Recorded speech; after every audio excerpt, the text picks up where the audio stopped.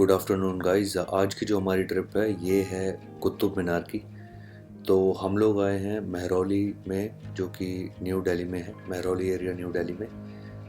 आपको कुतुब मीनार के बारे में थोड़ा सा बताता हूँ। इसका रख रखाव जो है वो आर्कियोलॉजिकल सर्वे ऑफ इंडिया कर रही है। ये एक यूनेस्को वर्ल्ड हेरिटेज साइट है जिसको 93 में रिकग्नाइज किया गया है। इसकी जो हाइट है वो 73 मीटर की है।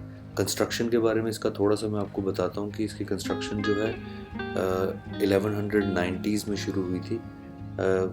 1193 भी कहते हैं। जो स्टार्ट की थी कुतुबुद्दीन ऐबक ने। हालांकि वो उसको पूरा नहीं कर पाया था, तो इसकी जो कंप्लीशन थी वो उसके सन इन लॉ था इल्तुतमिश। उसने 1220 के आजू बाजू कहते हैं कि की थी। इसमें काफ़ी सारे लोगों का योगदान था पूरा करने में, जिसमें कुतुबुद्दीन ऐबक ने स्टार्ट किया था, इल्तुतमिश था जो उसका सन इन लॉ था, फिरोज शाह तुगलक था, शेर शाह सूरी था, सिकंदर लोदी था। ये सब है जिन्होंने इसमें योगदान दिया था। आर्किटेक्चरल स्ट्रक्चर जो इसका है वो है इंडो इस्लामिक आर्किटेक्चर पे बेस्ड है। ये यूनेस्को वर्ल्ड हेरिटेज साइट भी है जिसको 93 में घोषित किया गया था। तो थोड़ा सा इसके बारे में बताता हूँ कि इसकी जो फर्स्ट 3 स्टोरीज़ हैं वो रेड स्टोन सैंडस्टोन की हैं, और जो 4th और 5th स्टोरी है वो मार्बल एंड सैंडस्टोन की है। ये जो पिलर है ये कुतुब कॉम्प्लेक्स में कुतुब मीनार के बिल्कुल सामने है। ये पिलर जो इस्टेब्लिश किया गया था चंद्रगुप्त के द्वारा विष्णुपादा के रूप में, टू ऑनर लॉर्ड विष्णु। तो ये जो पिलर है इसकी खासियत मैं बताता हूँ आपको। इसकी खासियत ये है कि ये 23 फीट 8 इंचेस हाइट में और 16 इंचेस का इसका डायमीटर है। जैसे जिसकी कंस्ट्रक्शन जो चंद्रगुप्त द्वितीय ने की थी।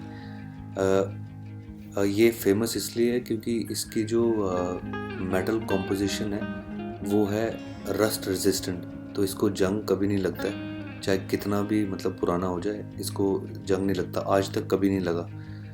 तो इसमें संस्कृत में भी इंस्क्रिप्शन है जो वो इस पे दिखती है, जो बताती है कि ये जो किंग थे जो गुप्ता डायनेस्टी के, ये उनके द्वारा इसमें मतलब उनकी छवि नज़र आती है इसमें। तो इस पिलर को ये भी कहते हैं कि इसको हग करके जो विश मांगो वो पूरी होती है, लेकिन आज की डेट में फेंसिंग कर दी है तो इससे ज़्यादा कुछ आप टच नहीं कर सकते। अगर आप देखोगे इसके आगे पीछे घूम के तो जो पिलर्स हैं उनके ऊपर जो नक्काशी हुई है या आर्किटेक्चरल जो काम किया हुआ है वो बहुत ही ज़बरदस्त काम किया हुआ है। अगर आज की डेट के हिसाब से भी देखोगे तो ये काम नियरली इम्पॉसिबल आज के हिसाब से भी। और उस टाइम पे किस लेवल की आर्किटेक्चरल स्किल्स थी लोगों की, ये सोच के समझ आता है कि मतलब कितनी ही अमेजिंग और बेहतरीन स्किल्स थी लोगों की। पुरानी काफ़ी सारी चीज़ें हैं इधर, मतलब बिल्डिंग खैर टूटी हुई हैं ये सारी, लेकिन फिर भी इसकी जो खूबसूरती है वो कम नहीं होती इससे। हालांकि जैसे मैंने आपको बताया कि इसमें काफ़ी सारे लोगों का योगदान था। तो लास्ट हिंदू किंगडम के बाद जो इन्वेजन हुआ था उसमें इसको बनाने की जो प्रक्रिया थी वो शुरू की थी, इसीलिए इसको विक्ट्री टावर कह के भी बुलाते हैं कि it is a sign of victory. 90s के टाइम पे इसको गवर्नमेंट ऑफ इंडिया ने बंद कर दिया था। अदरवाइज़ पहले इसके ऊपर जा सकते थे और ऊपर से देख सकते थे।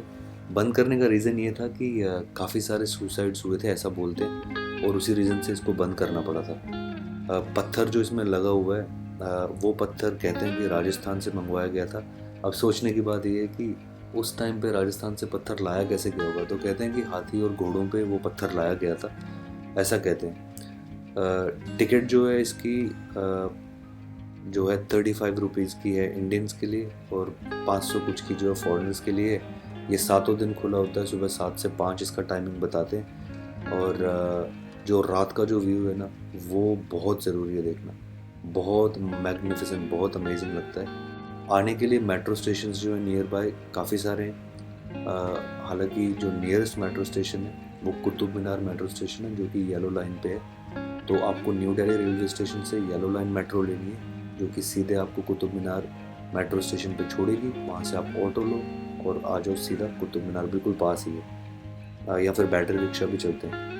गाड़ी से आ रहे हो खुद से तो भी आ सकते हो, और अगर आप आ रहे हो पब्लिक ट्रांसपोर्ट से तब भी आप आ सकते हो। बसेस भी आती हैं यहाँ पे। तो बहुत इजी है। अगर आप आओ इस साइड तो ज़रूर आओ।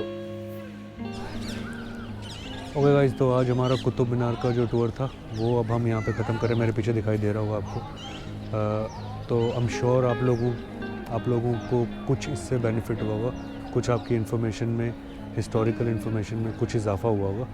अगर आप लोगों को मेरा कंटेंट पसंद आ रहा है तो please please please like, subscribe और शेयर ज़रूर कीजिएगा, ताकि बाकी लोगों की इन्फॉर्मेशन में भी इजाफा हो और मुझे भी मोटिवेशन मिले ऐसे व्लॉग्स बनाने में।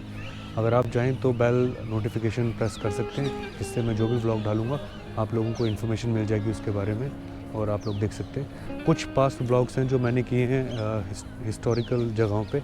मैं चाहता था कि हमारी कंट्री के बारे में, और जैसे कि ये कितना ब्यूटीफुल और कितना मैग्निफिसेंट आर्किटेक्चरल स्ट्रक्चर था कि मतलब पास्ट में भी, इतने एंशिएंट टाइम में भी लोग ऐसे इतनी तगड़ी आर्किटेक्चरल स्किल्स थी लोगों की, उसके बारे में भी हमें पता लगता है ना। तो अब जो आगे मैं एक व्लॉग बनाऊंगा, जो भी व्लॉग बनाऊंगा वो थोड़े से हट के होंगे, क्योंकि मैं हट के चीज़ें करना चाह रहा हूँ ताकि सारी चीज़ें कवर कर सकूँ। तो ये जो आने वाले व्लॉग होंगे ये होंगे थोड़े से एंटरटेनिंग, एडवेंचरस और बहुत मस्त तरीके से बनाने की कोशिश करूँगा। अगर आप लोग चाहते हैं मैं कि कहीं और जाऊँ जहाँ पे आप लोग मुझे सजेस्ट करना चाहते हैं तो प्लीज़ कमेंट सेक्शन में सजेस्ट कर दीजिएगा। I will definitely try and do that for you. तो ठीक है गाइज़, अब इसकी एक लास्ट ग्लिम्स के साथ करते हैं आज का ब्लॉग ख़त्म। Stay safe, stay healthy. जय हिंद।